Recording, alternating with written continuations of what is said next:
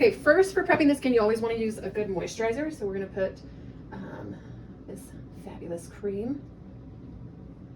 You have pretty smooth skin, so that's always good. And as a makeup artist, I always like to use my fingers. I know people use sponges and brushes for moisturizer too, but I like to feel the texture of their skin to see if I need more moisture or more hydration than I'd originally thought. So that's why I like to use my fingers for this part. And in general, when you're doing makeup, you do want to moisturize down your neck and décolleté area because that helps with anti-aging as well as evening out the skin and not looking like ashy or anything like that. So I am also going to use an eye cream. Anytime that you do concealer or anything like that, you're going to get a little bit of eye cream. Look up for me. And you always want to hydrate. I do this no matter the age of the person. She's not super worried about wrinkles right at this very stage, probably. I mean, maybe you are. Not quite yet. Not quite yet. But I still always hydrate because this helps with all the products going on more evenly and smoothly, as well as it helping not to crease overall if it's hydrated before you put any creams or powders on. So there's that. And then I'm going to use a primer. Now, I like to use a color primer because I like to make sure that it evens out the skin tone. And you can either match the skin tone or you can go 1 or 2 shades lighter depending on the skin tone. And I'm going to go a little bit lighter just so that we can see the coloring of the makeup slightly better. So you can see that it's definitely at least a couple shades lighter. But once you start blending it in, this liquid primer actually blends out and it kind of dries to a powder. So, and the reason why I'm starting to do primer now is because I want skincare to set for at least 5 to 10 minutes before you start doing foundation or anything else. For the purpose of the video, normally I do eye makeup first, then foundation for makeup for special events. But just so that she'll have a beautiful, fresh face the whole time, then I will do a little bit of foundation beforehand. And when you do eye primer, you are going to go from the base of the lash all the way up to the edge of the eyebrow, because this helps even out the skin tone of her eyes. And then you don't necessarily have to even use an eyeshadow to lighten just underneath the brow if you want a more natural look. So Asia here, the beauty, has prominent eyes, kind of like mine. If you look at her eye socket, turn this side, is kind of flush with her skeletal structure. You have a lash right there. Thank you. Let's see, can you see? Twist even more, just yeah. Okay, so she has prominent eyes. Her eye socket doesn't go inside of her skull. It's kind of flush with her forehead, cheek, just like that. And so that's prominent eyes. So the correct way to do prominent eyes is kind of the classic way of doing a smoky eye. If you look now, you can go straight on. Okay, so basically a classic smoky eye is having it dark at the lash line, kind of fading up to the top. You can see if you look straight at the camera here, her eyes look more open on this side than they do on this side, more awake and alert, because it's given the illusion of it being pushed back, and then her eyes are more front and centered. So we're going to do the same on this side, and we are going to curl the lashes. You start at the base, you pinch down, squeeze. In order for you to get a little bit more of a natural color, you'll do 2 to 3 of those and go up, depending on how long her lashes are. So we're going to do 1 coat of mascara now. So look down, and we're going to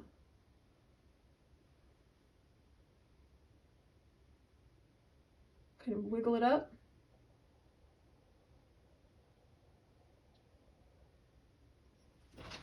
Okay, so for eye primer,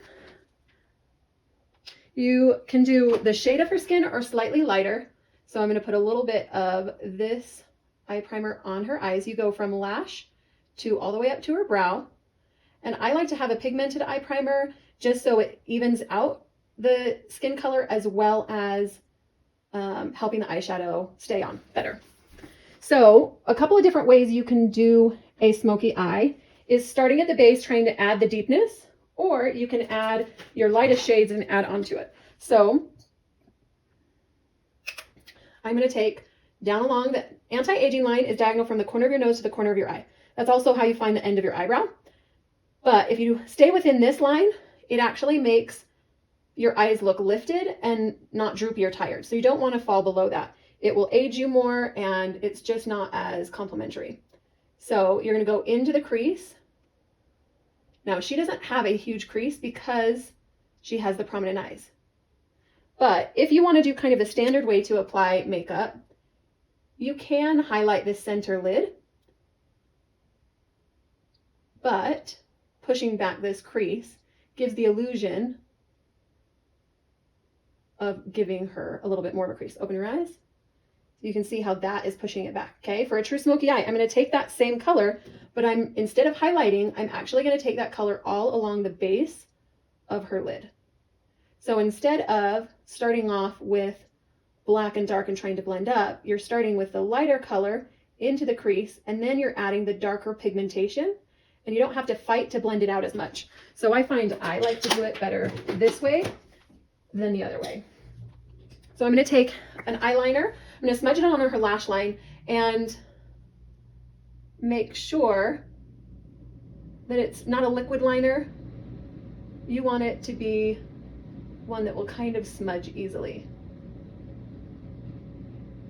So a little bit more waxy based, but you're starting with that definition right along the lash line. And then you're going to come through and blend out using a brown. So you're adding more definition and it won't be such a stark line right there. Then I can add a little bit if you want it darker, like on the other side. We're actually going to put back, since we did her face already, we're going to put this protectant because when you do black, you're bound to have fallout, no matter how good you are. So you're going to smudge right there on the lash, kind of bring it up. And I like to define that outer edge. Even if you don't do a eyeliner wing, you kind of want to stay within that line. So I kind of define that outer edge slightly and just kind of blend and smudge that up. Then I'm going to take a different brush and do that lighter medium brown, and you're continuing to blend that color up. See how just adding that middle color as a base, then adding the black,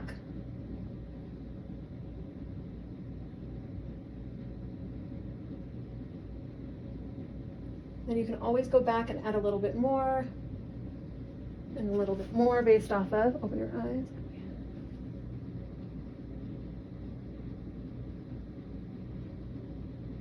So once you get kind of that base, I'm going to take my clean blending brush and go just along that ridge. And you're just kind of buffing out. When you do a smoky eye, you don't want a harsh line right here.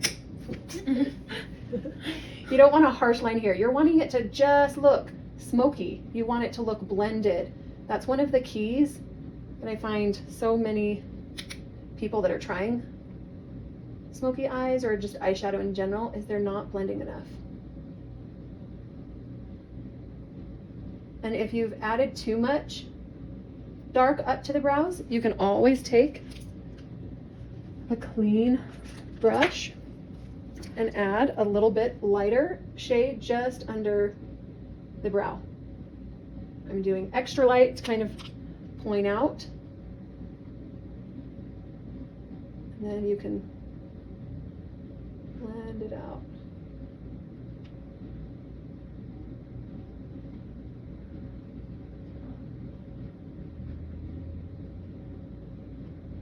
Now if you want to make that eyeliner more defined, you're going to grab that eyeliner again. Just lay just a little bit more of that eyeliner right at that base.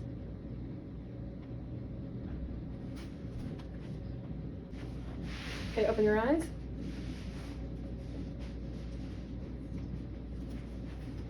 Okay, so look up. I'm going to do a little bit of that pencil liner.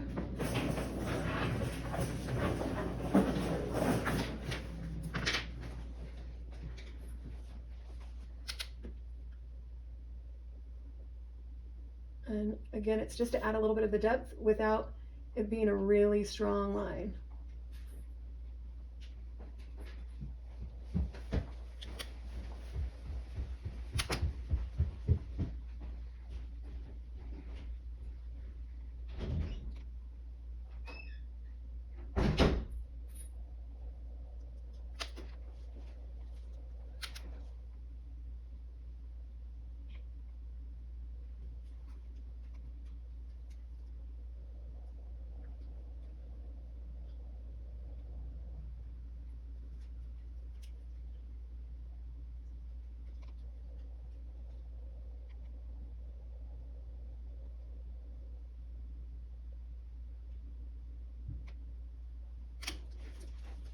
Then once you've cleaned out all the black fallout, if you had any, clean it up with the eye cream.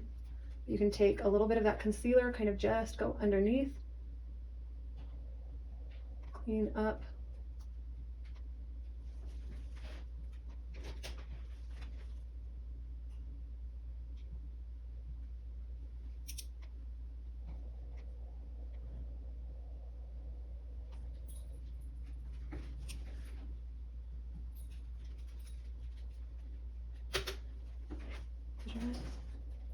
Kind of tapping just right on that edge.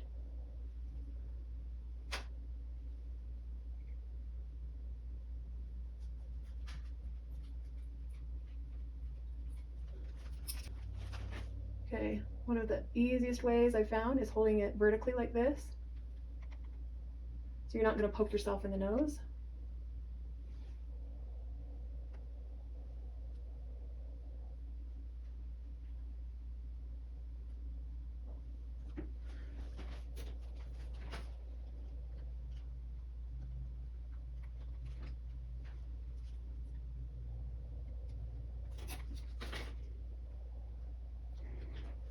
Okay, so one of the things with lashes you need to do is peel off all of the glue. After you've pulled out all the glue, then you're going to measure it on her eye and see how much you need to take off. It's about 1/8 of an inch. Then you're going to take whatever glue, depending on how fast drying it is. You're going to, duo glue takes a little bit longer, but it's a little bit easier to work with if you're not used to doing lashes on people. I do a more fast drying glue, so I don't have to wait so long, but I do like to kind of rotate it so it forms to their eye slightly better if you kind of play with it that way. You can use your fingers or lashes or both. Close your eyes.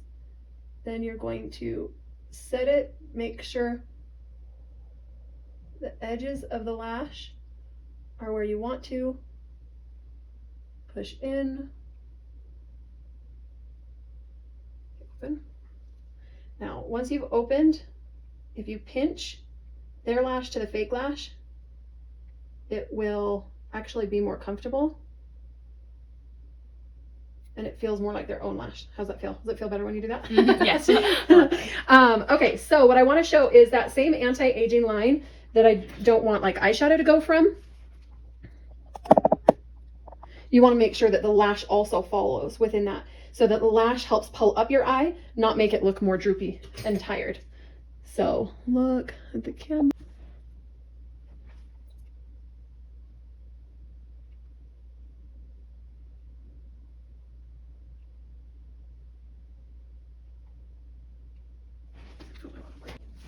Maybe it's completely nude one.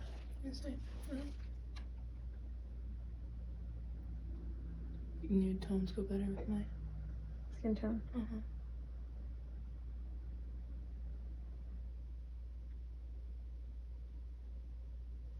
Yeah, I think so. Here, open and kind of block. It's hard.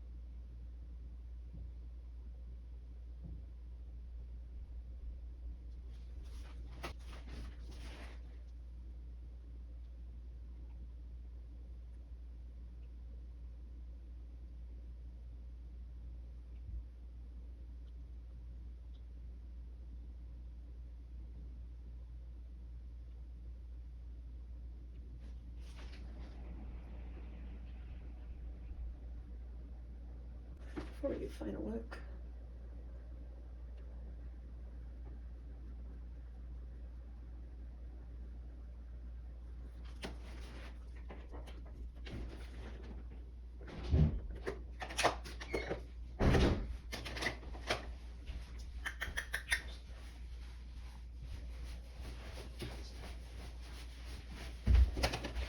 Hey, babe.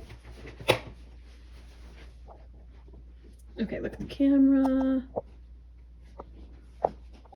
Okay, so that is our beautiful prominent eye makeup routine. She's so beautiful. And take a look. Oh my gosh, I love it. Don't you look so good? So, coming from someone that has prominent eyes, did you know you had prominent eyes beforehand? I did not. What eye shape, or did you even have a guess as to what your eye shape is? Oh, I thought I had a hooded eye. hooded eye. So the difference is, if you look at it, I'll show you really quick.